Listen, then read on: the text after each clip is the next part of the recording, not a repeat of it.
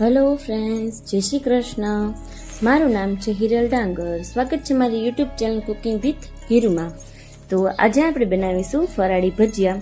ભજીયા તો આપણે ઘરે બનાવતા જ હોઈએ છીએ, પણ આજે આપણે અલગ રીતે ભજીયા બનાવવાના છે, જે ફરાળી ભજીયા છે. તો ચાલો આપણે પહેલાં બનાવીએ ફરાળી ચટણી. એક મિક્સી જારની અંદર કોથમીર એડ કરશું આપણે, અને 7 થી 8 ફુદીનાના પાન લીધેલા છે, જેને ધોઈને સાફ કરી લીધેલા છે, અને 2 લીલા મરચાં અને આદુનો એક ટુકડો એડ કરેલો છે. તીખા મરચાં છે, જો તમારે વધુ એડ કરવો હોય તો કરી શકો. અને આને આપણે અધકચરા વાટી લઈશું. તમે જોઈ શકો છો કે થઈ ગઈ છે અધકચરી પેસ્ટ. અને હવે આની અંદર 1 મુઠ્ઠી જેટલા સિંગદાણા એડ કરશું. સિંગદાણા એડ થઈ ગયા બાદ હવે આની અંદર લીંબુ એડ કરશું. સ્વાદ અનુસાર મીઠું એડ કરશું. અને લીંબુ જે આપણે એડ કર્યું છે એના માટે, એની ખાટાશને બેલેન્સ કરવા માટે ખાંડ એડ કરશું. અને થોડુંક પાણી એડ કરીને આને આપણે એકદમ સ્મૂથ ચટણી બનાવી લઈશું. જો તમારે થોડું પાણી વધુ એડ કરવું પડે તો તમે કરી શકો છો.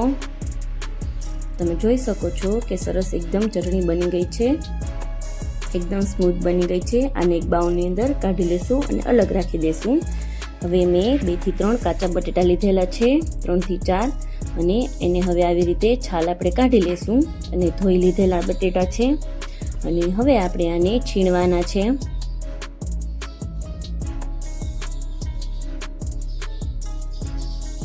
એક આદુનો ટુકડો પણ આપણે આની અંદર છીણી નાખશું. બટેટાને છીણાઈ ગયા પછી આપણે આની પ્રોસેસને થોડીક જલ્દીથી કરશું, કારણ કે બટેટું જલ્દીથી કાળું પડી જાય છે, એટલે આપણે જલ્દીથી બનાવશું. 2 ચમચી જેટલી કોથમીર એડ કરશું, ને 2 લીલા મરચાં લીધેલા છે, એને પણ ઝીણા ઝીણા સમારી લીધેલા છે, એ એડ કરશું.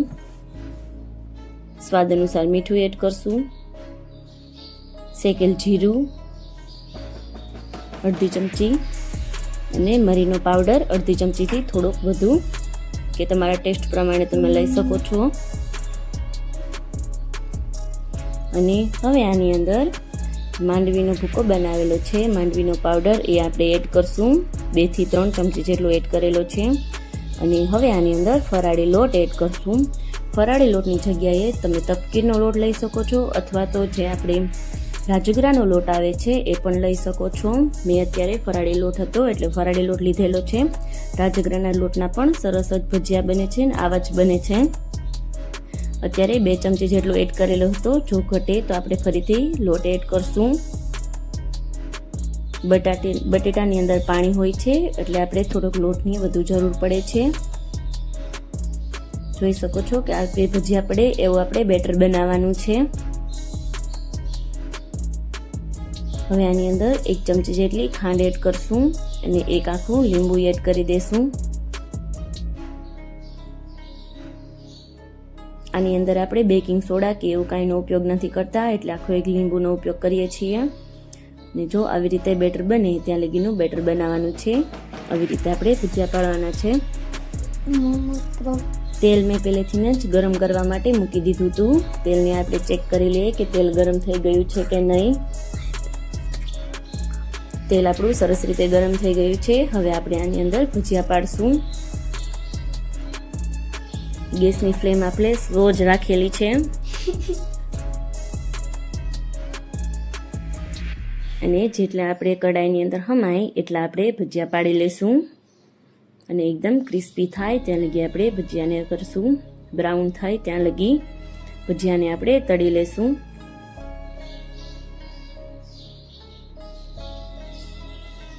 ભજીયા આપણા હવે એકદમ ક્રિસ્પી થઈ ગયા છે. આની એક આપણે પ્લેટની અંદર કાઢી લઈશું.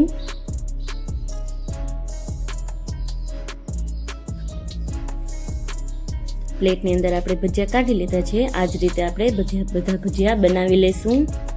અને હવે આને આપણે એક પ્લેટની અંદર સર્વ કરશું.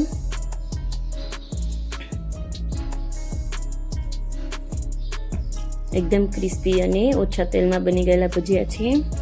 તેલ પણ હાથમાં નથી આવતું. અને હવે આપણે આ ભજીયાને ચટણી સાથે સર્વ કરીએ છીએ, જે ફરાળી ચટણી છે. આને તમે બનાવીને 2 થી 3 દિવસ માટે ફ્રીજની અંદર સ્ટોર કરી શકો છો. તો રેડી છે આપણા ફરાળી ભજીયા, જે તમે વ્રત કે ઉપવાસમાં ખાઈ શકો છો. જો તમને મારી રેસીપી પસંદ આવતી હોય તો લાઈક કરજો, શેર કરજો, સબસ્ક્રાઈબ કરજો અને બેલ આઇકન દબાવવાનું ના ભૂલતા, કે જેથી કરીને નવા વિડીયોની નોટિફિકેશન તમને મળતી રહે. અને મને તમે કમેન્ટમાં જણાવજો કે તમને મારા વિડીયોઝ કેવા લાગે છે. Bye bye friends. Thank you friends.